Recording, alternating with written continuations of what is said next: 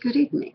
This is Preacher with Parrots, aka in other places and at other times, Pastor Barbara. Today is January 21st, 2015. This is Wednesday night. At the present time, on Wednesday night, we are in the book of Proverbs. On Sunday night, we are in the book of Ephesians. When we get through with the book of Ephesians, we will go into the book of Romans. When we get through with the book of Proverbs, we're going into the book of, what is it in English? Song of Solomon? Cantar de Cantares. Okay, we ended last Wednesday with 8. And I do want to say, I'm doing two things at one time. I tried this for the first time Sunday, and it worked. Yeah, I've got a comment. Many fools are found in college. Oh, you better believe it. And you know what? Some of them stay there 20 years as students. And then when they get through, another 20 as teachers. What's happening is that my regular broadcast, in which I enjoy the interaction between viewers and myself, which you just got a sample of. I really enjoy that. That's the difference between teaching and preaching. However, if you notice that the third, I believe it's the third chapter of Ephesians, if you check out youtube.com/preacherwithparrots, you will get the last video which we made Sunday. If this continues to work, we will be making a video of our regular, I don't know, classroom session. Is that a good description, guys, you think? Anyway, we have 6 or so. We are down from, we had a few more before. We have a live group which we can interact, and that's what I love to do. I would prefer to teach where we can have total interaction, even though sometimes it goes crazy. It's not what you expect. Let me read a little bit. We will see how this works. From the 9th chapter of Proverbs. We don't find a lot of doctrine in this, but we find a lot of common sense.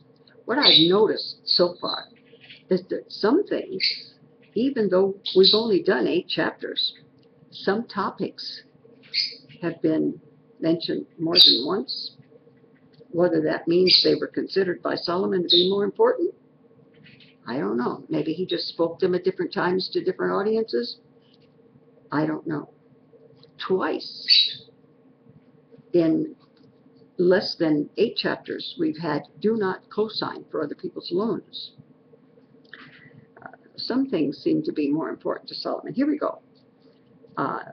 Chapter 9, verse 1. And I'm going to do a few verses before I stop to comment. Wisdom has built her house. She has carved out her 7 pillars. She has prepared her meat. She has mixed her wine. In this time, and in the Old Testament, meat referred to the whole meal. Not what you drank, but your vegetables, your fruit, your meat. It was, you invited somebody over to meat, and that's M-E-A-T. Wisdom prepares her house. She prepares her meat, her meal. She has mixed her wine. I'm not a wine connoisseur because I don't drink alcoholic beverages, but I am a connoisseur of ice cream and chocolate and whipped cream with cherries on top. In other words, she has prepared everything down to the last detail. She has sent out her servants. She's going to invite people in. We have something very similar to this in the New Testament. Jesus uses a parable where someone went out and they invited very specific guests to a great dinner, and the guests didn't come.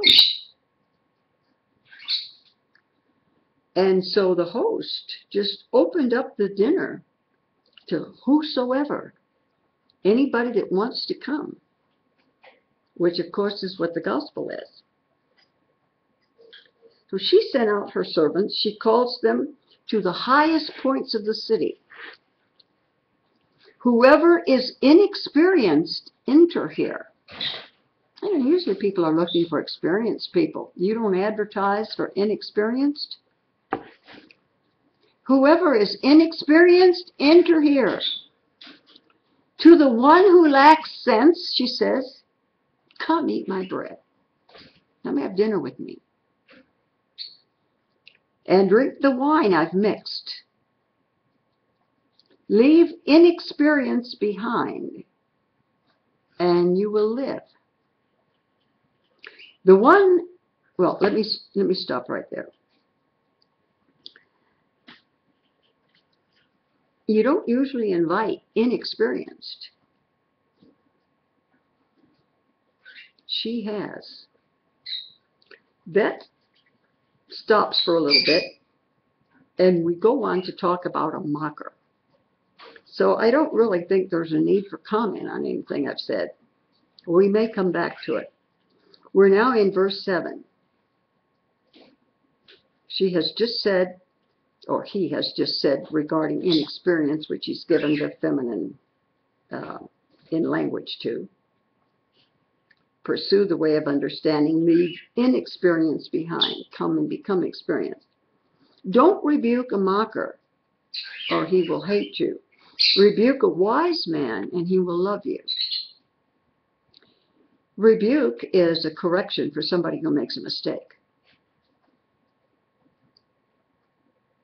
What you will find not only in the book of Proverbs, but all the way through the Bible, is to desire to be corrected if you make a mistake.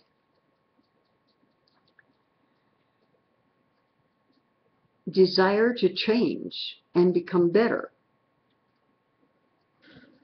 A mocker is somebody who makes fun of somebody else, and we have plenty of those. We get a lot of those on the idea of co-signing loans may have implications in the area of bailouts. Oh, wow. Yeah, we may comment on that again later.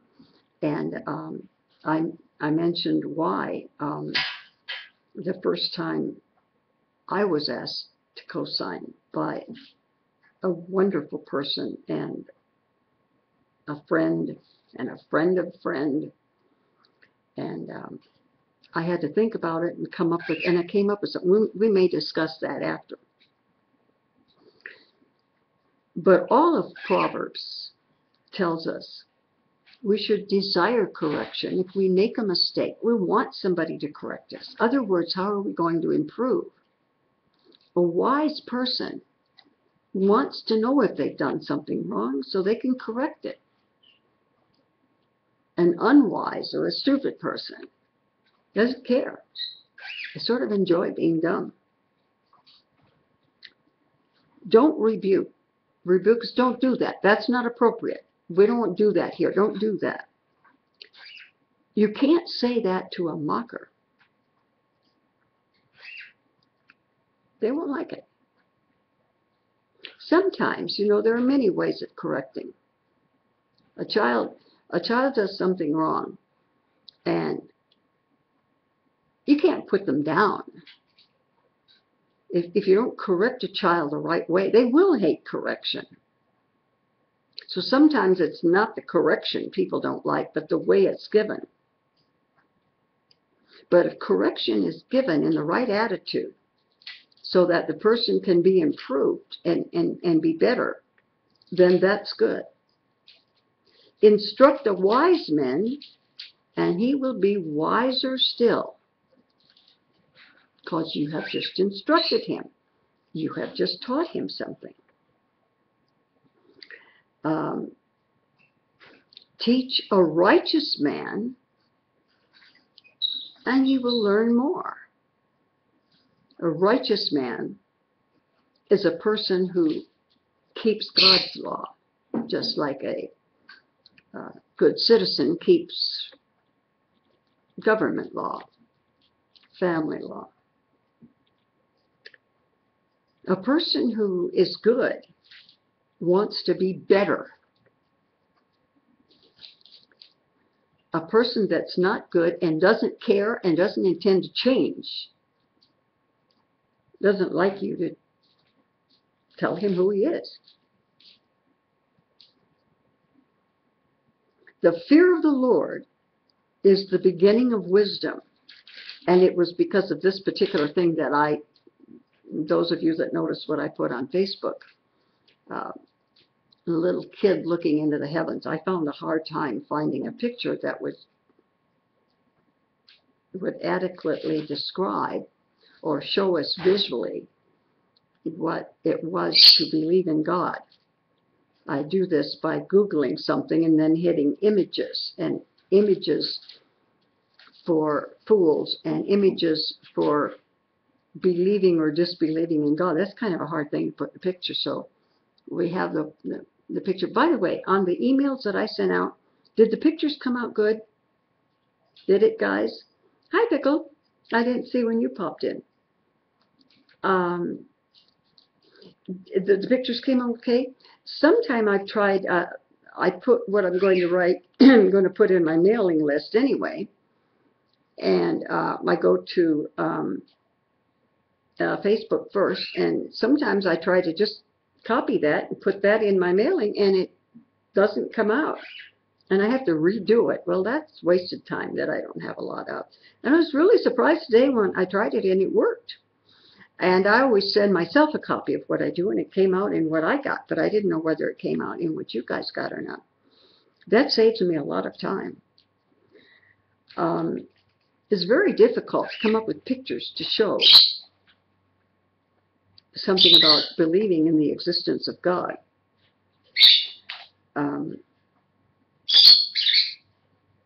The fear of the Lord is the beginning of wisdom. It's not wisdom. Wisdom, well, knowledge is how much do you know? Knowledge is what you know. How many facts do you know? How many events do you have information about? Wisdom is how you use the knowledge that you have, and that's why young people usually don't have wisdom. Like I mentioned, this little girl that I saw last night that had 186 IQ and only answered one question correctly. I think part of it was nervousness. She was 8. All the other competitors were 12.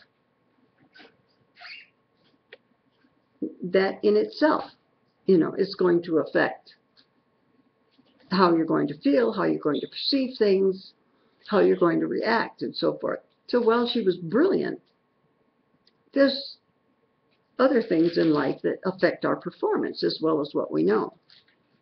Wisdom has a lot to do with maturity. And I'm sorry, but you just, until you get there, you just don't have it. Where intelligence, you can have an intelligent preschooler, but you can't have a wise preschooler, because that has to do with your life experiences more than your DNA and other things.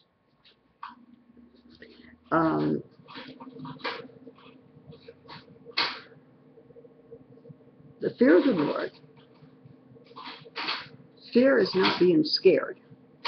In the Bible, when we have the fear of the Lord, and hang on, I want to make an adjustment here with my, there's something in that thing.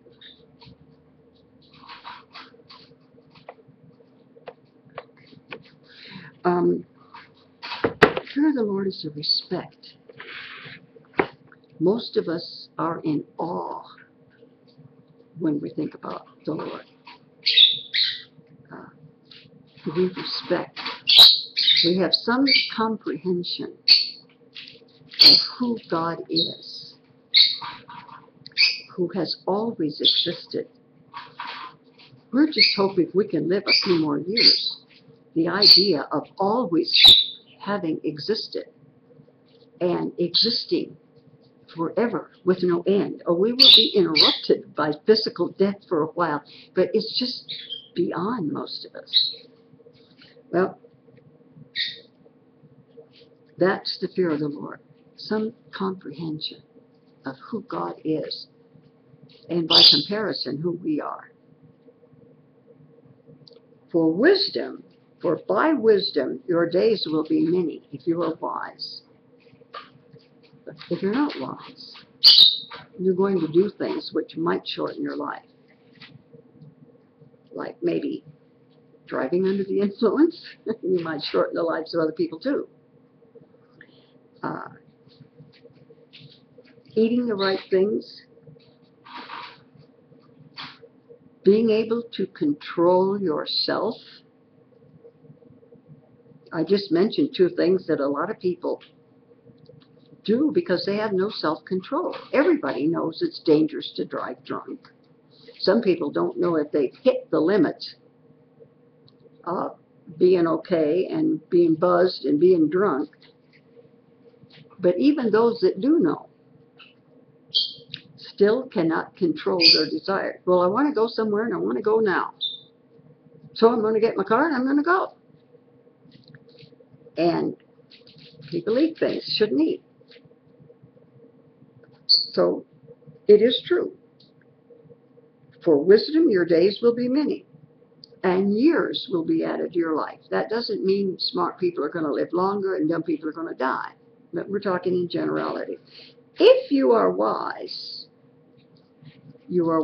for your own benefit. Wouldn't it be sad if you had all this knowledge, knew all of these things, and it didn't do you any good? Or if it did other people good and it didn't do you good? If you mock, making fun of other people, we're coming back to that again. If you mock, you alone will bear the consequences. You can mock me. You notice it didn't bother me.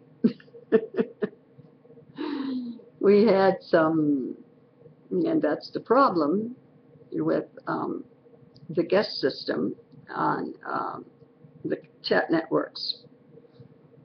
We don't know who somebody is. They've got nothing to lose, and sometimes they say things because they have nothing to lose. If you mock, you bear the consequences. Here, it means you get banned. The woman folly is rowdy. You notice that a lot of things are given the female gender, like wisdom. It'll say she, get wisdom, she will be good for you. This speaks of being rowdy, and it uses the feminine gender.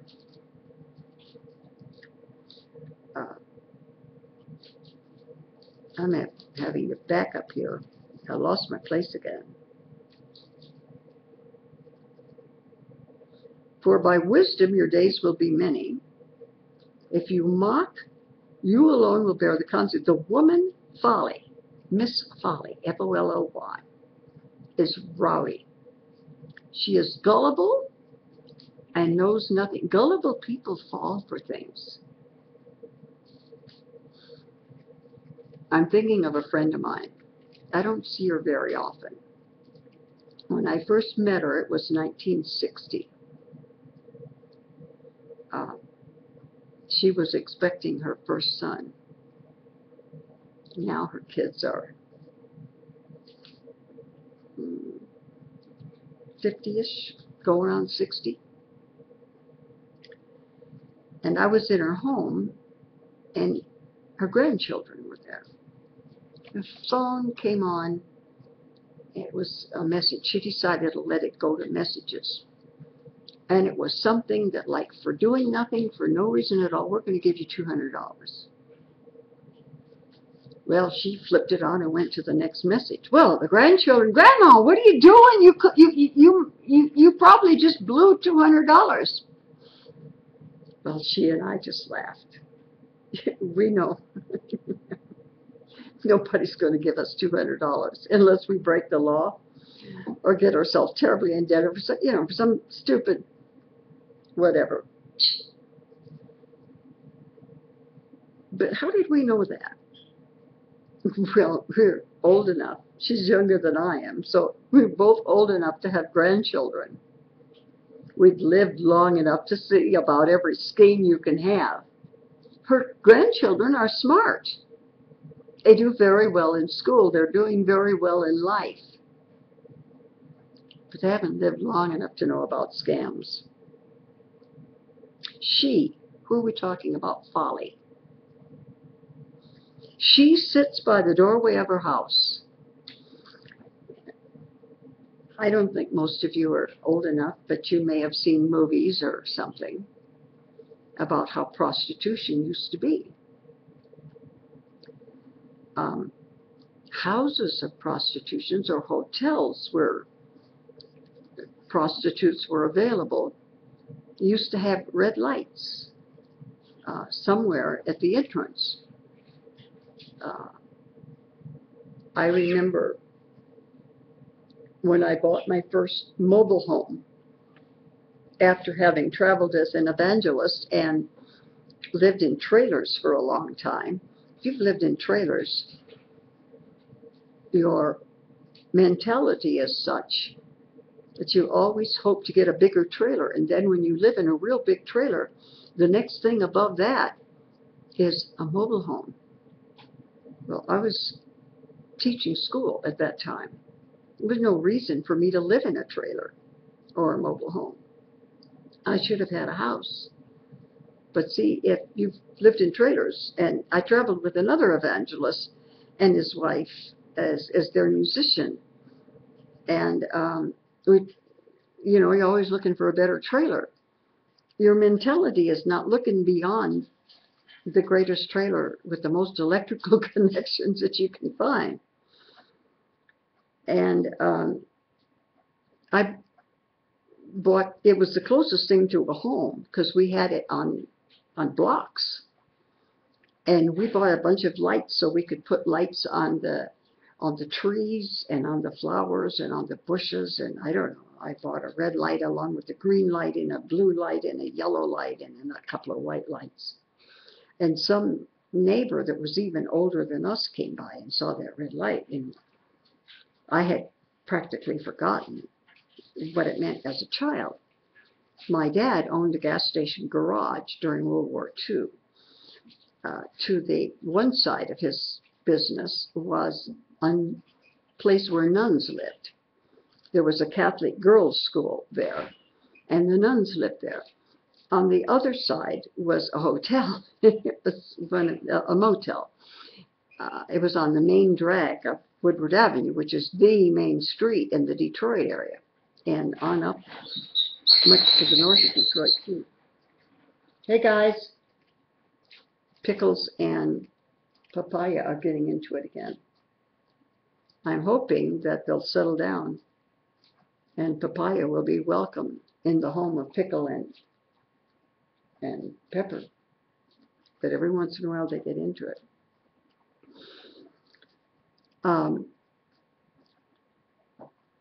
People used to sit in the door with a light on themselves.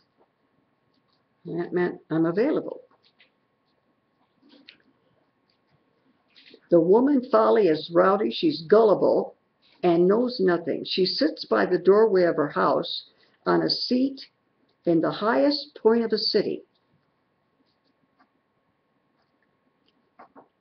If you want to be seen, you've got to be in the highest point. I live in a forest by a lake. If it were a normal city, it would be about 3 or 4 blocks from the lake. But there isn't a road that goes there directly, so it's under a mile for me to drive it, point something. But if it were, no, it would be 3 or 4 blocks. But I can't see the lake. I can see a piece of it. I can see more now in the winter than I can in the summer because we have a lot of fir trees that don't drop leaves they're continually green, evergreens. We have a lot of evergreens, but we also have a lot of oaks. And they drop their leaves in the winter so we can see more. So my main view of the lake is the marina, where people can drop their boats into the water unless they have a private dock. You've got to take your boat to the water and get it in. That's about all I can see. I think probably I have about 1 mile view of the lake. I mean, I can see it from where I can see it to where I can no longer see it is actually about 1 mile. But even though I have a 180-degree view standing as soon as I step outside, and I'm way high, I can't see things but the trees. But on the 4th of July, when they shoot off fireworks, I have the best view, even a better view than they have at the resort and spa, which is right on the lake. If you want to be seen, you need to be above the trees. You need to be above everything else. If you're below, other things get in the view. But if you want to be seen, you've got to be high. Women used to be, I have seen it a few times. When I was young and I would go someplace, my dad would point it out to me. There would be like, you know what it is when you go to town and there are stores and they have their big windows so that you can see what they're selling. Well, it used to be that women would sit in a chair in a window, well lit, and you became aware of what they were selling. Calling to those who pass by, who go straight ahead of their paths. Whoever is inexperienced, enter here. They don't say, really bright people who know the facts of life enter here, because they wouldn't. The one who lacks sense, she says. What else does she say? And to some people it's very true. Stolen water is sweet. Something that doesn't belong to you. But you take it anyway,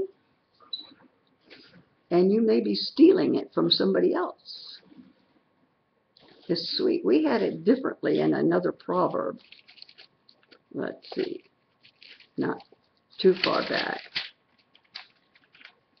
It was Proverbs 5:15 said, drink water from your own cistern. When you live in town, houses are so close together that you can have a water source and you all draw water from the same place and it comes through pipes. But if you're out in the country and the next house is 5 miles, nobody's going to put in 5 miles of pipe. Can you imagine doing that? And then if you ever burst a pipe, how in the world would you know where exactly in that pipe you should start digging to fix it? Everybody had their own cistern or well or source of water. It's one of the things you teach children in elementary school, that when people came to the United States from England or whatever part of Europe they came from, those from Spain went south of what is now the United States. Those from England came to what is now the United States and Canada. That's why we speak English and they speak Spanish. Those who came to the United States, most of them came with their families. That's why those who were Caucasian propagated Caucasians, because families came. Those who went from Spain and wound up in South America or Mexico or Central America came for money. And they didn't bring their wives. They came for silver, for gold, for coffee, for chocolate. Where are you going to have a bunch of men coming from Europe over to an unknown continent without their wives and remaining celibate? It's not done. And so they intermarried with the people who were already there, who were Indian, and they created a new race called mestizo. We say Hispanic. Years ago it was called mestizo. Simply because men of one, I was thinking variety as the word popped into my head, I don't know if that's the word I want to use, came over, and we have a mixture. But in the northern part, those who were English-speaking, families came over.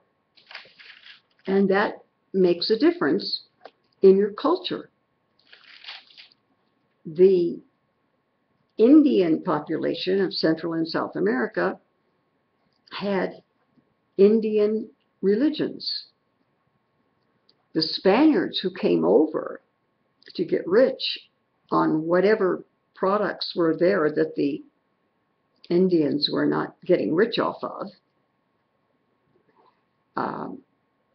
they came over as Catholics. And so, well, many mestizos are Catholic. You will find, if you know anything about the Catholic Church, and if you know anything about churches in other countries, you will find that the Catholic Church in Mexico and South America is a bit different from the Catholic Church in other countries, because a little bit of the Indian culture has crept into it. That's the way things are. Drink water from your own cistern. We don't have pipes. In other words, you don't go to another man's house for your water. And I think the inferences are easy to draw there. All right, let's go back to where we are today. I'm looking for where I left off.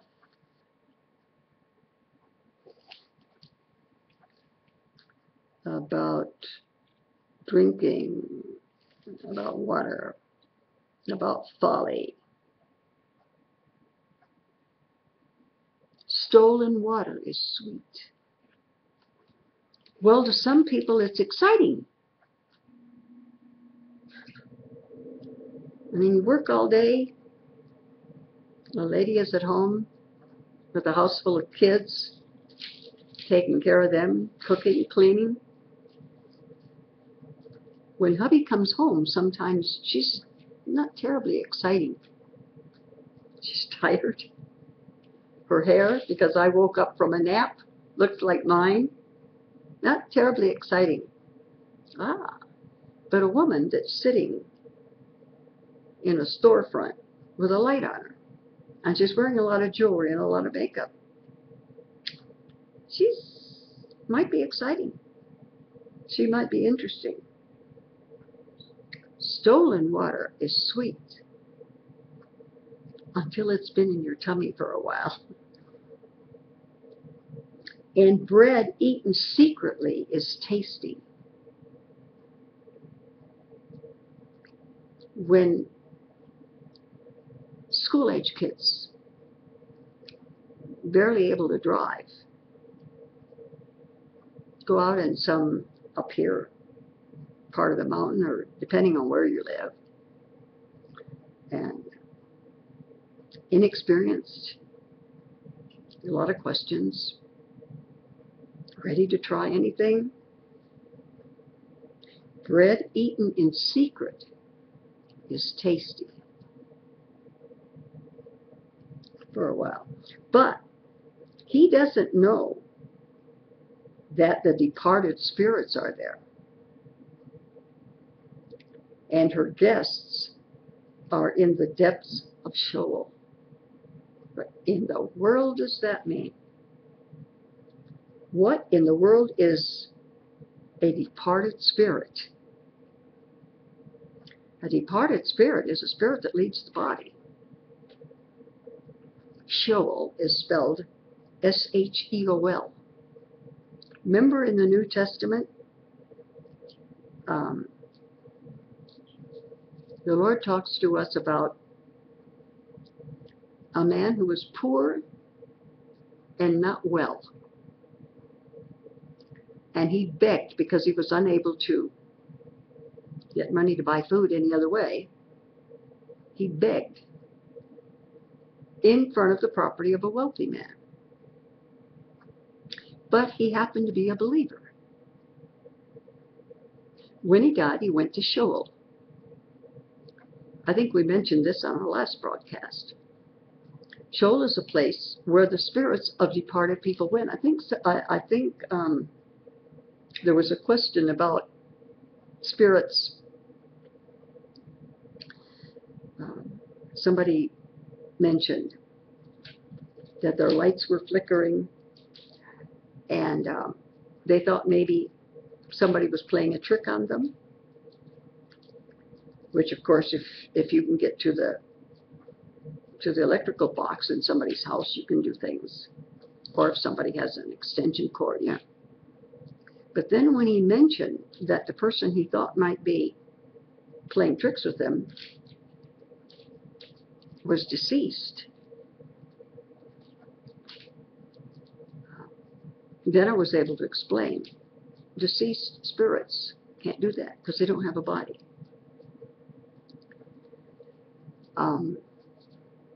A fallen angel, we call the word is demon, but their essence is the same. They have no bodies, they have no age, they have no gender. Angels are neither female or male. They have no need of reproducing because they don't die. They don't get old. There's no 500-year-old angels. Every angel that was ever created, and they were created before man was created, every angel that was created is still alive. When people who have both a spirit and a body die, the body goes to wherever. If you are on a ship and you die, well, nowadays ships have refrigeration and so forth. But in the old days, where they don't, and you're miles from anywhere, there was no option but to have a funeral and put the body overseas, and the fish took care of that. Here, for years, the only option was burial in the ground. And we're running out of places to bury people. And cremation is coming more and more to the forefront. But that's what happens to the body, because the body is made out of stuff that will eventually decay. When God made us, He didn't put any what people put in the food that keeps you from spoiling. So the body, in one way or another, disappears, but the spirit remains. And in our New Testament account, where the beggar died and went to Sheol, it's described as a large place with a big, vast, I think of it, I don't know if all of you have been to the Grand Canyon, but here we had this huge mountain, and water runs right through it. And with years and years and years and years and years and years of water rushing through, that little canyon has opened up. And we have the Grand Canyon. And the Colorado River runs straight through it. And that's what Sheol is like. Over here you have Arizona. Not quite that like that. But you have this very hard rock mountain on each side, and this big open space in the middle. And Sheol is like that. And those who died righteously. Now we have different words for it in different periods of history. Whether we're in the Old Testament, we're with Hebrews, or whether we're in the New Testament, we're with Christians, either born-again Jews or born-again Gentiles. Those who had been born again, their spirits were in the same place, but they were separate. That is Sheol. So anytime you hear that somebody is in Sheol, it means they're dead, because we have a place where there are spirits who have no bodies, and the body has been separated because they've died. So this person who says stolen water is sweet, they're talking about prostitution.